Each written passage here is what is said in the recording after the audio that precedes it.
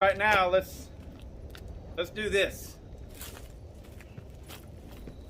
This will be my first time ever doing this. Oh, I gotta turn it on. Ready? 3, 2, 1.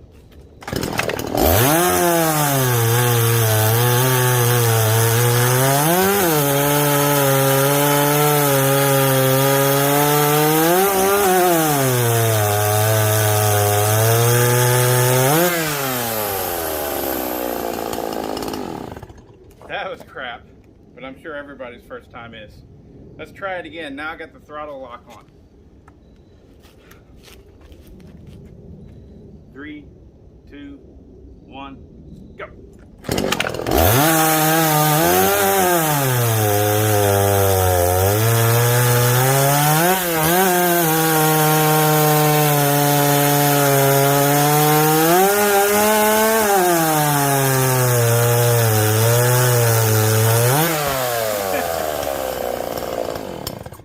Take a lot of practice.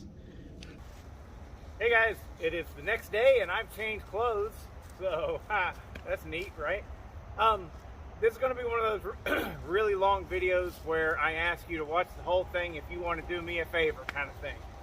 Yeah, all of the minutes and hours watched make a difference in YouTube, and you guys know that I'm trying to build up my channel and my subscribers. So if you don't mind, just watch this whole thing.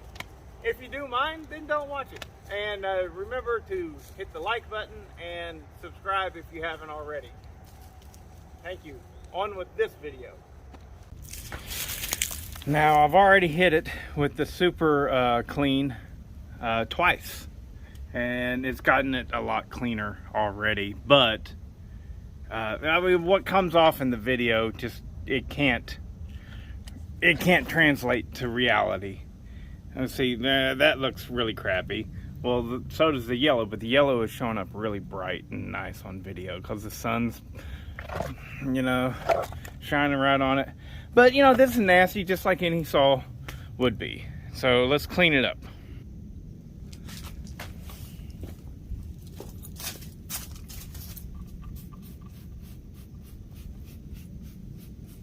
This is by far the best stuff I've ever used to clean up a saw. I've said it in another video, say it again. This super clean is great. It doesn't mess up your decals. It definitely does not cause the paint to chip off and melt on you and everything. It doesn't fade your plastic.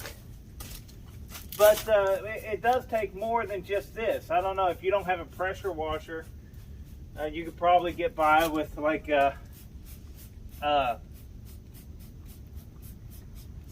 scrubbing it with a sponge or something like that. I don't know, but I do have a pressure washer. Speaking of which, let's hit it.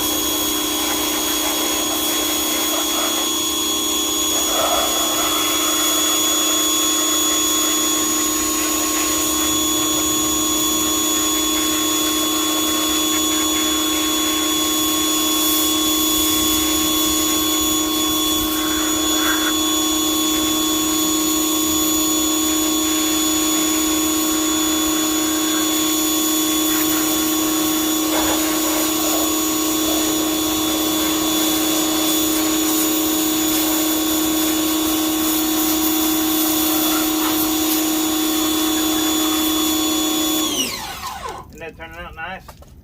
It's immediate, man.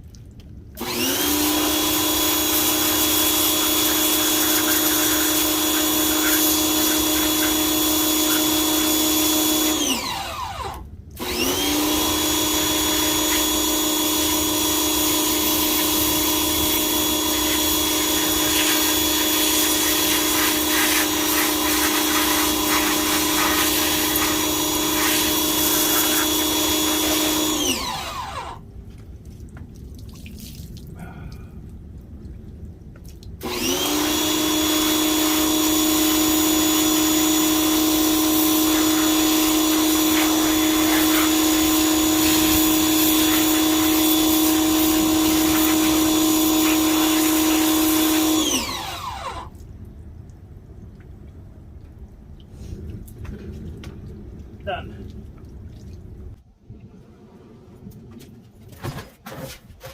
Okay, hello and welcome back to the Novice Lumberjack, where I've just cleaned up this Poland Pro 305 and I'm going to see if we can get it running.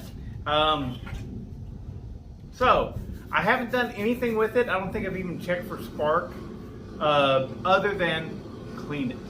I've just cleaned it.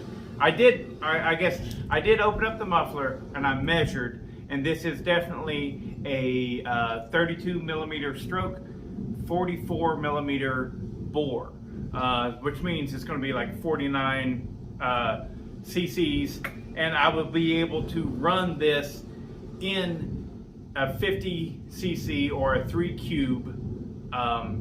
cubic inches race as a race saw. So the whole reason I got this, the whole reason is for this piston and cylinder. I knew it was going to be it being a Poland Pro. I don't believe any Poland Pro had bare bore piston or bare bore cylinder. I could be wrong, of course, but that's what I think. And this one proved to be no different.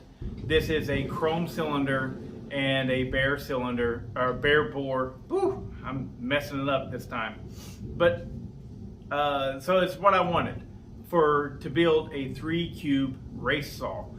Now, I've really grown attached to my Craftsman 3.3, but that is a bare bore 54 cc. So it would not be capable of running in a 50 cc class unless I wanted to cheat and lie and stuff. And I mean, I'm not against bending the rules a little bit, but you know, the cc range or the cubic inch range of a race class, I feel like that's what you should stay in it. Anyways, that's just me. But I want to try my hand at building an actual race saw, like a real deal race saw. Now this will take me a long time to accomplish, so if you're expecting to see that next week, look away. But for now, I have a piston and cylinder, a good one. This is pristine to start with. And this whole saw is nice. After cleaning it up, I mean, it's really clean, and I highly, highly, highly, highly, highly, highly recommend. Every time you get an old saw like this, clean it up. I use Super Clean. That's the name of the product, Super Clean. Comes in a purple bottle. Anyways, I use Super Clean. I spray it on there, and then I pressure wash it. And it's great. I've heard or read some people going, oh, you can't pressure wash. I do it all the frickin' time, man. And so I don't get their reasoning behind it. But anyways, it's all cleaned up, and what we're going to do is we're going to see, first off, before I take this piston and cylinder off, we will get some use out of this saw. We'll do a test and everything. I have no idea if it has spark. I have no real idea if the carburetor is needing rebuilt, whatever. But this whole little episode is about getting this saw running. So what I do when I get something like this, I clean it up before I even start working on it. I don't even want to touch it, really.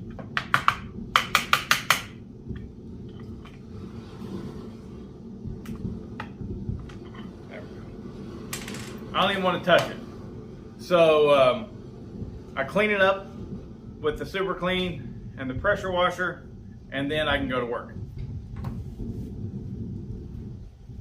And I've learned these Polands kind of inside and out. I know what to do with them, what to expect. The only real problem that these things were kind of known to have, I mean, you put enough hours or years on something, anything can go wrong. But it seems to be the real problem that these things had was the vent. So these gas tanks, depending on what year the saw was, these gas tanks would have one of two different styles of vents. They would either have this like a brass plug that was very porous and had a whole bunch of little dots in it, and it was going up and feeding into a tube that had another brass plug that was porous and had holes in it, and that's how it vented the tank, right? Either that vent would start leaking, or it would have a duckbill set up, which I believe, looking at this one, it has the duckbill set up, because I have right here, I just popped that right in there. The duckbill valve adapter thingy, you'll see it later, right?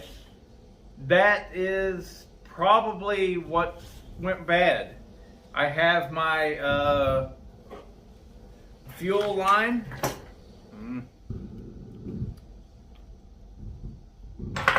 Get this over out of the way.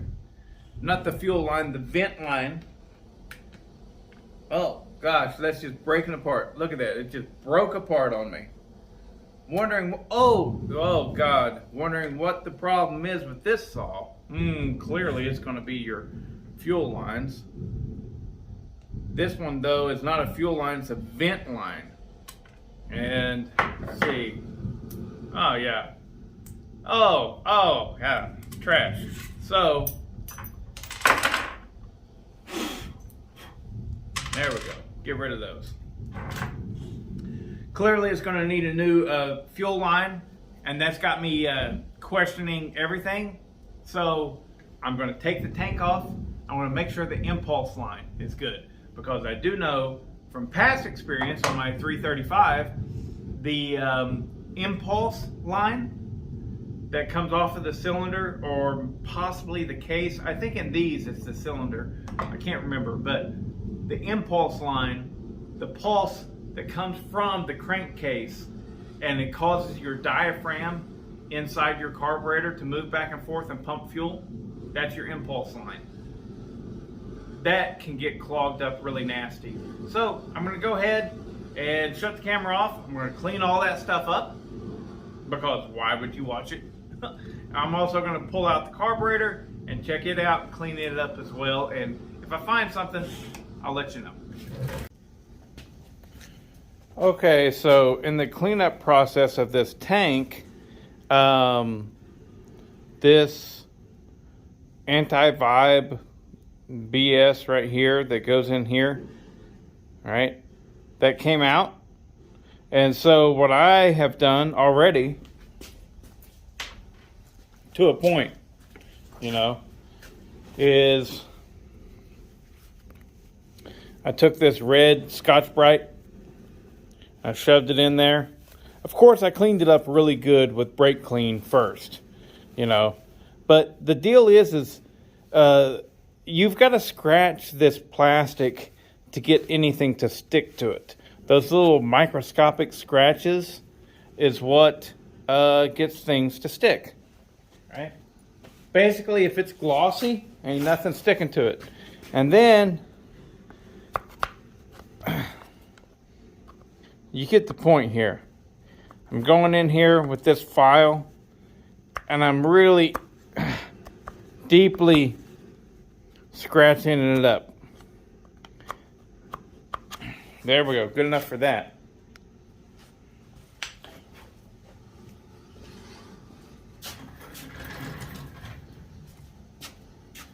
And now this is the piece that's supposed to sit flush, right?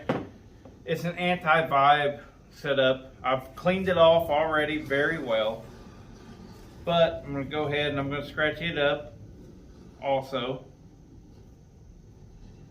All of the oil and grease has hopefully been removed by brake clean.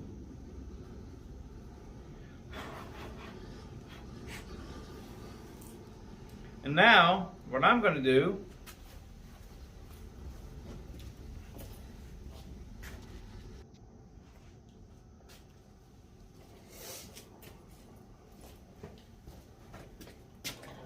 I'm gonna fill it up with red Durco. I'm sure there's better ways to do this, but this is how I'm doing it. And so it's the best way for me. Woo! So, red Durco. This is what Steel recommends, I guess. That's what I've been told. Whatever. I don't care. I'm gonna take this. Now, it's all clean. Clean is the biggest thing. Most important thing. It's gotta be nice and clean.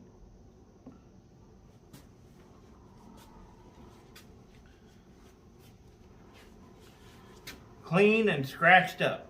That way, the red Durco has something to stick to. Once you get it in there, make sure it's straight and flush. And I think that'll probably work fairly well for anti-vibe. It may not. I don't know. There we go. There we go. Now it's seeping in there the way that I want it to. You know, this may be terrible, but obviously what it was from the factory came loose. Happens all the time on all manufacturers. So maybe this will work as good as. I don't know. We'll see. But there you go. Now, have to leave that dry for at least a day. So, I'll probably pick this video up tomorrow. Okay guys, same clothes, different day. You've done it too. Anyways, so I got it back together a little bit more, and I wanted to show you guys. That seemed to work pretty good. I was able to tighten down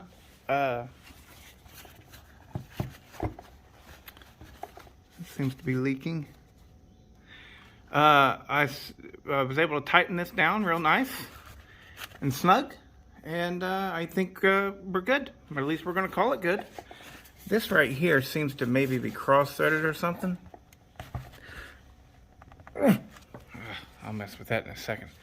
Alright, I'm going to put you guys on the stand, on the tripod.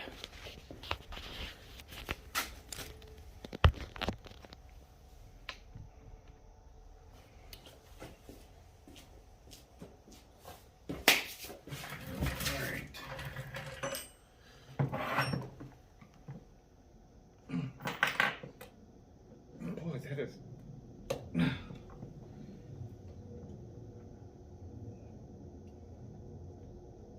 There we go. I do believe it was cross. Nah, I don't know. Maybe that O-ring just needs to be a little bit thicker. It seems to be leaking oil out of there. So, whatever. On with it. All right, now I had to go to the store. Get some more Tygon. I should probably, oh gosh, that just doesn't quite fit now, does it? Suck.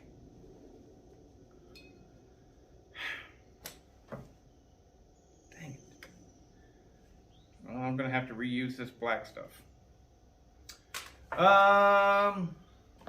So yeah, I should show you guys the fuel line setup on this a little bit better than what I did before.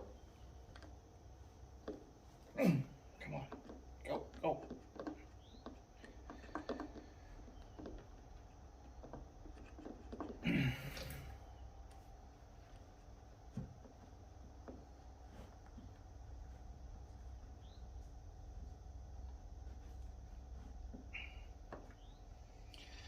About got it.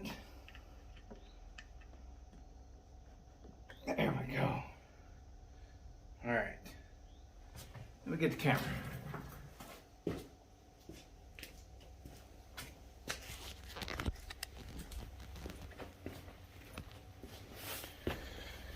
All right, so here we are. I'm showing you the fuel line setup. Now, a lot of these tanks have a vent that is right there, of course, behind that and onto the tank. And that vent is very similar to this, only different. It has a porous piece of brass that will allow air in and out, and it has a duckbill valve. Now this right here has a duckbill valve as well. I want you to check this out.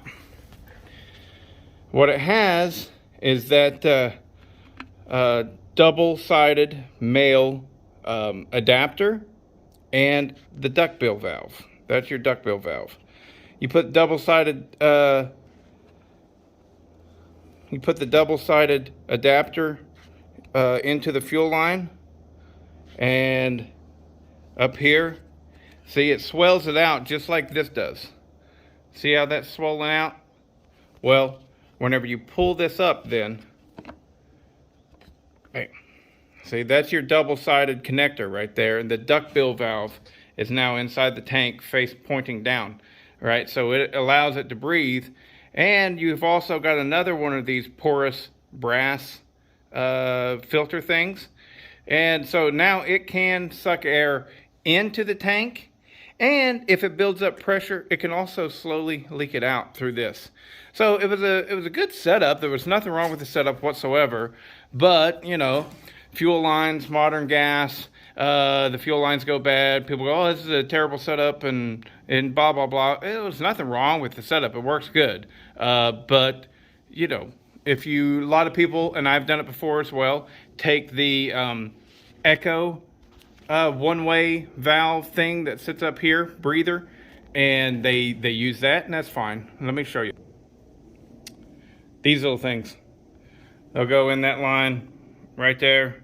The only problem with them is they do take up a lot of space, and it's kind of crammed in there. It's kind of tight, and so it's one more thing that you have to have and deal with. So what I'm facing here now, I'm going to try and run my fuel line in this hole. That's where it's supposed to go. It's all totally normal and natural. All right. But this Tygon, look at that, it just fits in there way too loosely, and that will create a leak. And so that stinks. I like using the Tygon because you can actually see the fuel being pumped. So, but what I'm going to have to do is go back to using this old hose or fuel line that I took out. That's going to be a tighter fit. So let me show you that.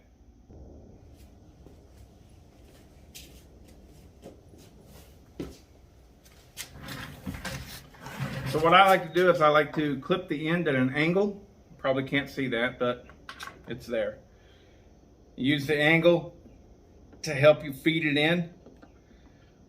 And now the good thing about these Polans here is you can reach all the way up in there and feel that with your finger, and you move it back and forth and help it to pull its way into the tank. And that's going in. Once you get a little bit through, you grab your roach clips. These got a weird name, like a hemographs or something like that. There we go. These Polans, it's pretty easy to do the fuel lines on them. Now I cut off that angle. Really no need to, but I do anyways. I like it. Put my new fuel filter on there. Now ideally what you want is to have just enough fuel line to where that filter will touch the bottom of the other side for whenever you're cutting through a tree and it's turned on its side. So we are perfect there. Perfect. All right, now let's hook the carb back up. I've already got the new impulse line, the breather line, and now my actual fuel supply line. Now in putting this back on, first step, you gotta start with your linkages. You got a choke and, of course, the throttle linkage.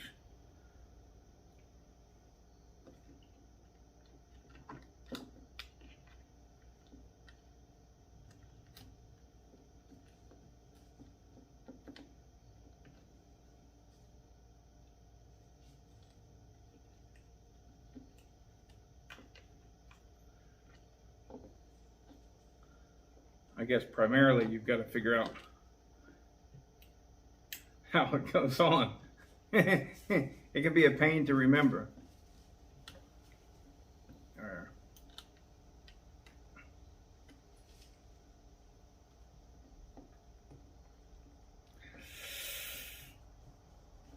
Come on.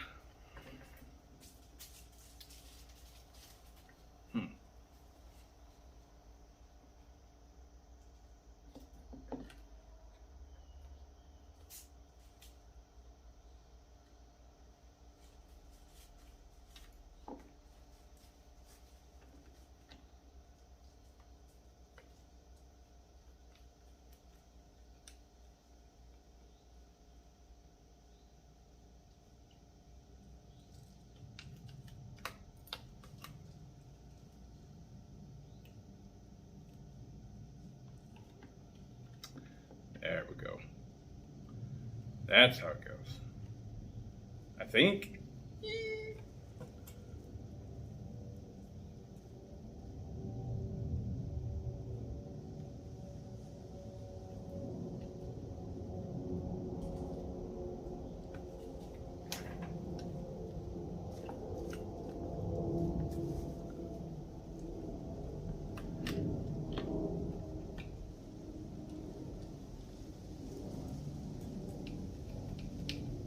Yeah.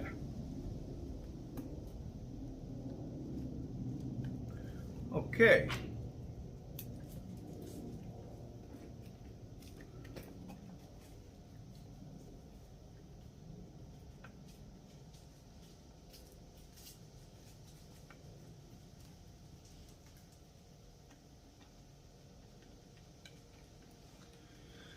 Ta-da!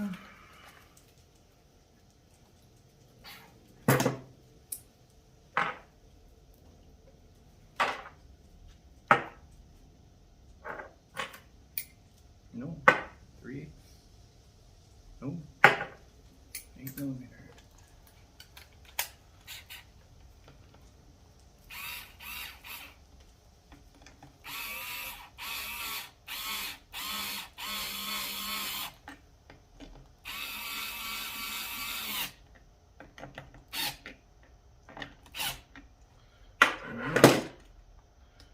Good on that.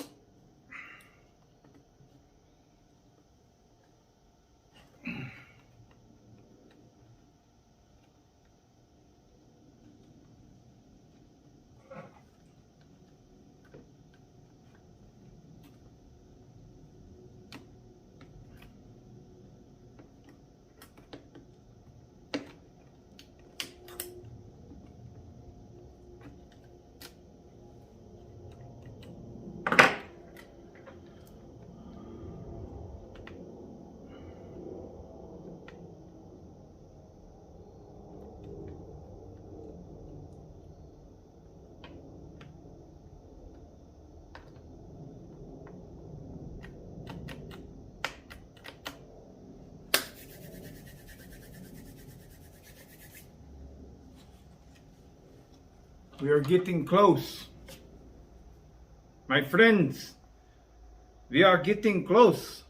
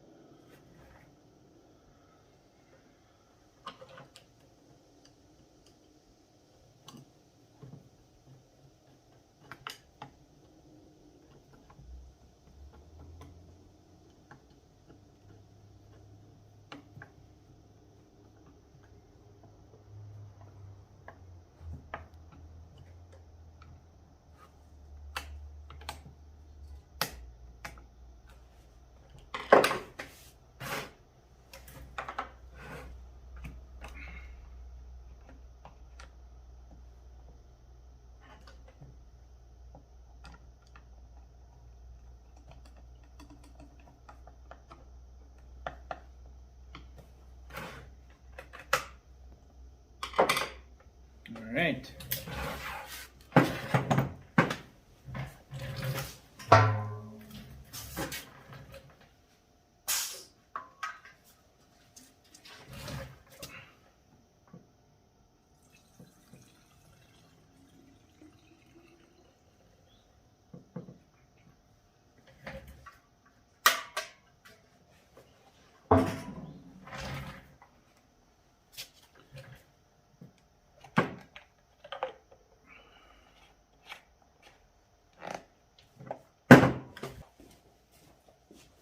Let's see if she runs. I have not checked spark or anything on this. So, all I did was fuel system clean and just a general cleanup.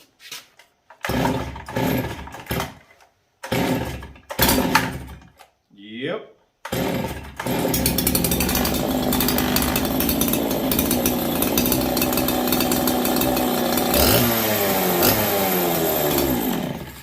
Stop it right there. I don't feel like making a mess. But as per usual, just a little bit of maintenance. That's all it needed. So, now, I'm going to take my little tuning screwdriver with me. I'm going to put a chain, bar and chain on this baby, and we'll see what she does in the woods. Or in the wood. Okay, so let's see what she got.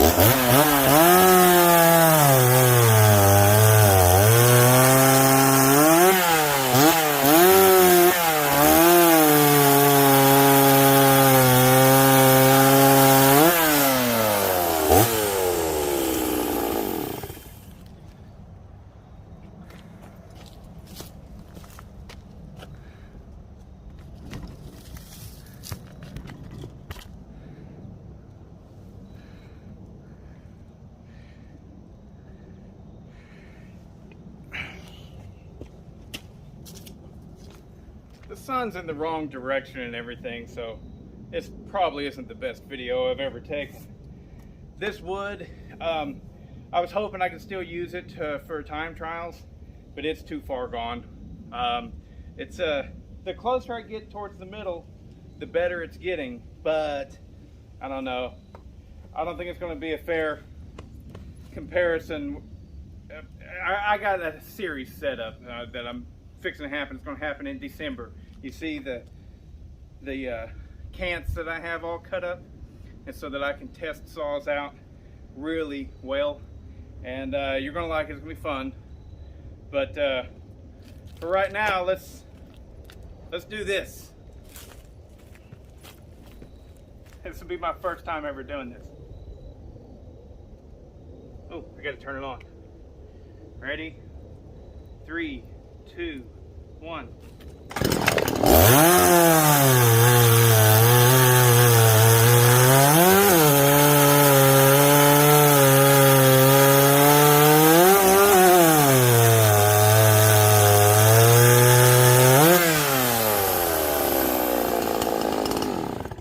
That was crap, but I'm sure everybody's first time is. Let's try it again. Now I got the throttle lock on.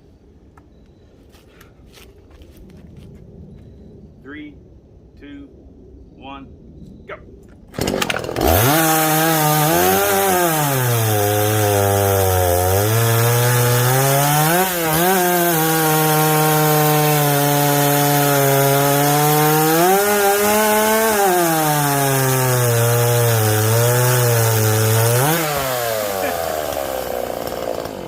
That's going to take a lot of practice. I'm going to give it one more shot. Here we go. 3, 2, 1, go.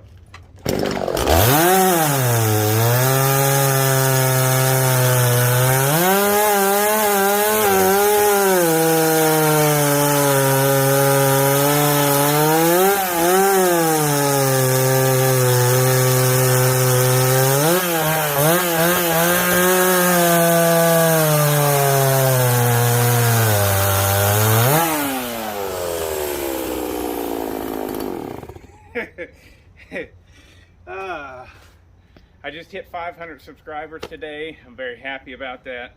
I hope you liked my video of the 305 and see what the future has in store for it.